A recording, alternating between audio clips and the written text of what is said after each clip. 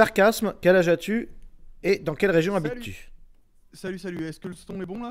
Alors attends, faut que je te mette un peu plus fort, il me semble que ça grésille un peu, mais on va vérifier. Vas-y, Vas-y, je t'écoute.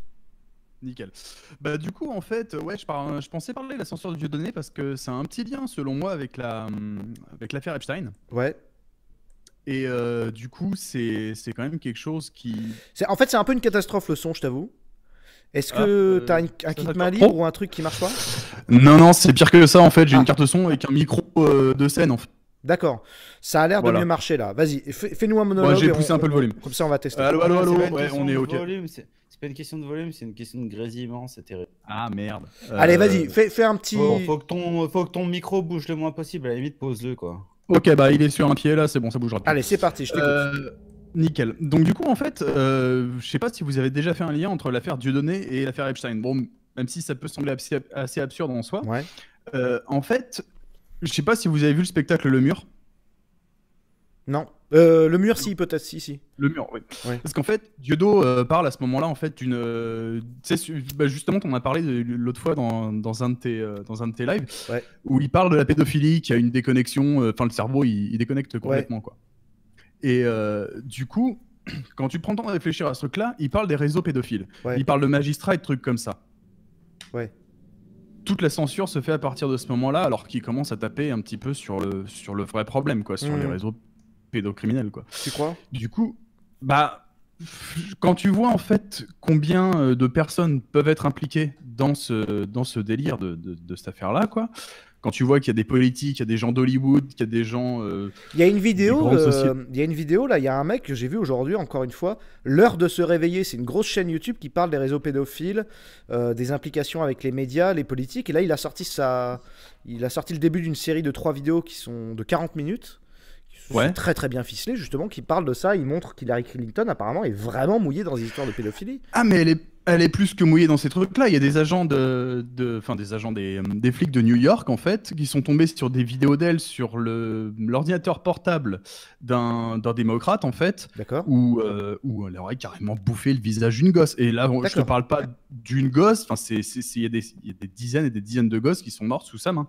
Enfin, D'accord. après, quand on parle de réseaux pédocriminels, on n'a pas idée de toutes les ramifications qu'il peut y avoir, quoi. Ouais, Et c'est complètement hallucinant. un peu. Le truc, c'est que bah, les médias n'en parlent pas. Bah, évidemment, ils essaient de protéger leur cul, parce que dans tout ça, bah, quand on va voir qu'il y a des noms, genre, je sais pas, dans le genre que j'ai pu voir, tu peux voir, tu recherches un peu, en fait, t'as Mark Zuckerberg sur l'île en question, Ouais.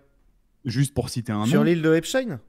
Ouais, D'accord. c'est chaud. C'est chaud. Non, mais c'est vraiment chaud. Après, ce qui se passe, c'est que là, il y a des mesures qui sont prises hein, pour ça. Après, j'ai vu que Cro-Blanc était quand même pas mal au courant sur ce sujet-là par rapport au Pizzagate, en fait. Du coup, Ouais, je sais pas Cro-Blanc. spécialement ce que tu peux me dire. Ouais, je sais pas s'il va pouvoir nous dire quelque chose après, c'est... Si, mais en fait, moi, j'ai un problème avec le complotisme, dans le sens où je sais qu'il y a des trucs très occultes par rapport à la pédophilie de réseau et tout, mais il y a aussi beaucoup de fantasmes et beaucoup de complotisme débile. Et je pense qu'en fait, le complotisme dessert la cause, la très juste cause qu'est la pédophilie, parce que vu que c'est un truc qui est très occulte, dont perce pas. Et occulte, c'est même pas parce qu'il n'y a rien à trouver, c'est parce que les gens n'ont surtout pas envie de regarder. Parce que Oui, bah, c'est ça. les Hein, gens ont un gros blocage. Donc, c'est extrêmement occulte. C'est peut-être le sujet le plus tabou Ouais. qu'il y a en Occident. Et du coup, bah, il y a beaucoup de gens, il y a beaucoup de foufous qui vont là-dedans et qui font des trucs qui font des trucs de débiles, qui font passer les gens qui s'y intéressent vraiment pour des gogoles. Ouais. Et donc, c'est un peu sensible comme sujet, c'est un peu complexe quand même. Ouais, en Mais quelque je sorte, sais c'est qu'il y a laisser des faire les trucs de professionnels, dingue. quoi. Je Il y sais a un qu'il y a des côté trucs comme de ça. dingue sur le darknet, ça rapporte des Bah, milliards. Ah ouais? c'est Tous les ça, trafics justement. de gosses, de vidéos de viol de Voilà. gosses, de D'accord. vidéos de meurtre de Mhm. gosses. Oui, ça existe, c'est D'accord. connu, il n'y a pas de Bah problème. ouais, bah t'en avais parlé justement. Enfin, moi j'ai entendu hier justement sur le Lave Epstein. Ouais. Enfin, les scènes de meurtre sur des gosses. Enfin, c'est hallucinant et ça doit puller sur Internet. Enfin, sur le deep web justement, ça doit être partout quoi. Et du coup, en fait, ce truc-là. Ça peut paraître de la théorie de conspiration en fait, mais pour le coup, je suis tombé il y a un peu plus d'un an en fait sur le mouvement QAnon. Je sais pas si vous connaissez, Non. si vous en avez entendu parler, Ça me dit rien. parce que du coup, je pense qu'il faut vraiment s'intéresser au sujet en fait. Ils ont balancé ça comme théorie du complot, sauf que ça s'est toujours avéré comme étant vrai, en fait. Mm. Ce serait apparemment un groupe Merde, je cherche le mot là. De l'intelligence américaine, en fait, enfin des services d'intelligence américaine qui posteraient des trucs, des questions rhétoriques, en fait, et du coup, c'est aux gens de faire les recherches.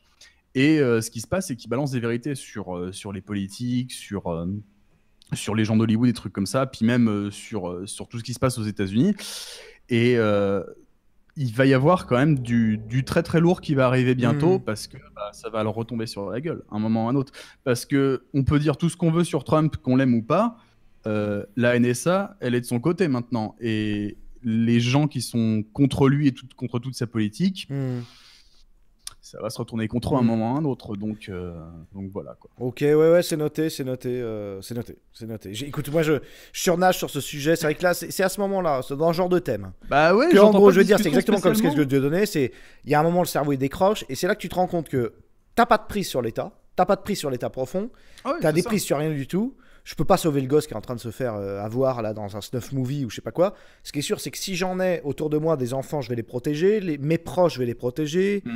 Mes neveux, mes nièces, enfin tu vois, ma fille, ce genre de conneries. Et c'est vrai qu'il y a... C'est là que tu te rends compte que ce que tu peux gérer à peu près, c'est tes 4 murs et quelques... Voilà, tes potes, quoi. Un peu ton entourage. Ouais, bah, c'est sûr. Mais ce qui est quand même assez terrible, c'est de se dire... Enfin, moi, perso, après, je sais que c'est un truc qui reste vraiment là. C'est qu'on est dirigé par des gens qui font ça. Et ça... Ouais, j'arrive pas, ça bug. C'est vrai que ça bug. C'est vrai que ça bug. C'est hallucinant quand même. Enfin, ouais, c'est hallucinant. Après, ça bug tellement que du coup, on fait quoi en fait? C'est quoi la. Enfin, je veux dire, gilet jaune du coup encore. Et puis. Oui. Après. Ouais, gilet jaune, mais même pire que ça. Je pense que là, faut... Moi perso, ce que je me dis de plus en plus maintenant, c'est les politiques. C'est pas juste des missions. Non, faut les buter. Faut vraiment les buter. Ils méritent que ça. Enfin. Quand t'arrives à ce niveau-là... En fait, moi, j'ai fait un petit jeu de rôle avec Minou, vite fait. Je me suis projeté, on fait comme ça, des trucs, sur ce sujet-là, récemment, je crois, hier ou avant-hier. Je dis, bon, je tombe sur une vidéo de Madonna. Et on apprend que elle a 70 ans, ou je sais pas quoi, 65, et puis elle a encore des amants, et elle fait des espèces de trucs, on dirait des rituels sataniques, machin. Je me dis, imaginons, dans 5 ans, on apprend que Madonna, que tout le monde entier connaît, en fait, à peu près, tout le monde civilisé, moderne, connaît, elle a bouffé 50 enfants. Mangé. Ah, mais ça va arriver. Non, mais attends. Ça va arriver. Oui, mais attends. Ça va. D'accord. Mais imagine, c'est reconnu officiellement. Oui. J'ai dit, qu'est-ce qui se passe? Est-ce que, du coup, les gens prennent des fourches? Non. Moi, je sais ce qui va se passer. J'en suis sûr. Les gens vont dire, c'était une autre époque. Maintenant, on est dans le progrès. Ça n'existe plus. Et donc là, demain, on te dit que Epstein, c'est ce qui s'est passé, est un violeur qui a une île, etc. Les gauchistes qui disaient que c'était du complotisme de dire qu'il existait des îles à pédophiles disent oui, mais maintenant c'est fini tout ça. Maintenant on est dans le progrès. Maintenant c'est ok, on a nettoyé ça. C'est bon, il est mort. Ça c'était avant, c'était non, mais maintenant, les enfants pourront librement choisir leur sexualité parce que ce serait discriminatoire de leur dire qu'ils n'ont pas le droit de sucer des bites. Et aussi, ils pourront librement disposer du fait de monnayer leur corps ou pas, parce que leur corps, leur choix, tu vois.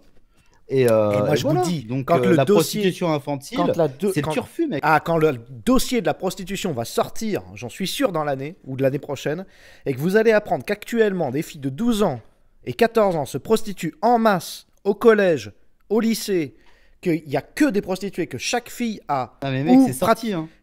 Ouais, mais je suis sûr que ça va aller plus loin. Je peux te parier le 50% de jeunes filles de 18 à 25 ans. Un tiers des prostituées en Seine-Saint-Denis ont moins de 14 ans. Voilà, moi je te promets qu'une fille sur 2 a fait de la prostitution ou projette de se prostituer. Voilà, ça, là, il y a une histoire, une petite fille de 10 ans qui s'est rendue au commissariat ou je sais pas où pour qu'on la protège parce qu'en fait, elle était obligée de se prostituer. Je sais pas combien de passes par jour, 10 ans. Voilà, c'est ça. Pour les, il y en a encore. Là, ça commence avec les migrants, les filles de migrants. Et pour ce qui est de la consommation Comment? Ouais, je t'entends plus là. Ouais, ça a coupé. Oh, ça recoupe. Allô? Ouais, ça y est, t'es de retour. Ouais, nickel.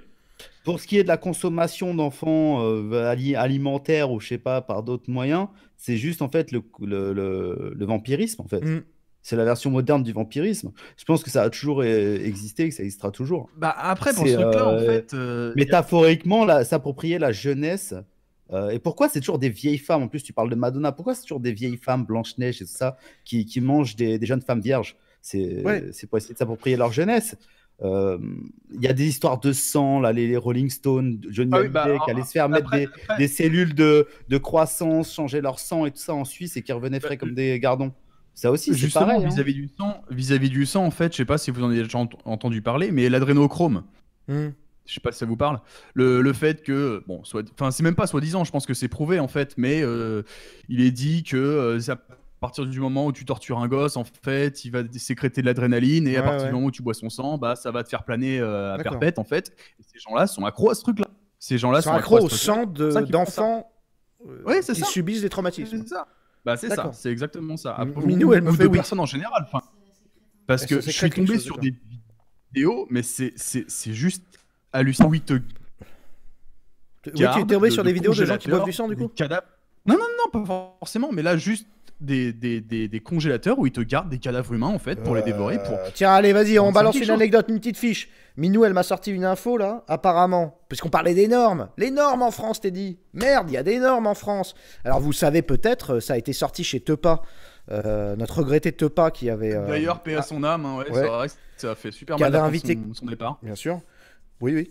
Et il avait invité quelqu'un qui parlait de ce que deviennent nos organes et passé une loi qui fait que si vous ne demandez pas le retrait, quand vous mourrez, votre corps appartient à l'État en fait et il appartient à l'hôpital désormais. Donc vos corps là actuellement sur le territoire français appartiennent à l'État à votre mort.